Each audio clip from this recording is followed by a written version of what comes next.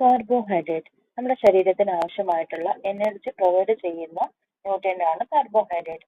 1 gram കാർബോഹൈഡ്രേറ്റിൽ നിന്ന് നമ്മുടെ ശരീരത്തിൽ നിന്ന് ലഭിക്കുന്നത് 4 കിലോ കലോറി എനർജിയാണ്.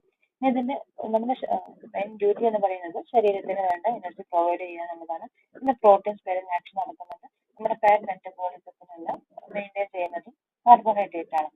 ഇനി ഇതിന്റെ ക്ലാസിഫിക്കേഷൻ ഉണ്ട്. അതിന്റെ മോണോസാക്രൈഡ്, ഡൈസാക്രൈഡ്, പോളിസാക്രൈഡ് എന്നിങ്ങനെ ഇതിനെ ക്ലാസിഫൈ ചെയ്തിട്ടുണ്ട്. മോണോസാക്രൈഡിൽ വരുന്നതാണ് ഗ്ലൂക്കോസ്. ഗ്ലൂക്കോസ് പറയുമ്പോൾ അനിമൽ ഷുഗർ, ആൽഡിഹൈഡ്, കുറച്ച് കാർബോഹൈഡ്രേറ്റ് മോണോസാക്രൈഡ് ആണ്.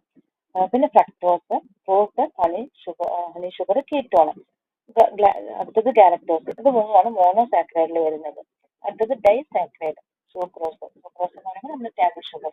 പിന്നെ ലാക്ടോസ്, മിൽക്ക് ഷുഗർ ആണ്, മാൾട്ടോസ്. അടുത്തത് പോളിസാക്രൈഡ്. പോളിസാക്രൈഡിൽ വരുന്നത് ഹോമോ പോളിസാക്രൈഡും ഉണ്ട്, ഹെട്രോ പോളിസാക്രൈഡും ഉണ്ട്.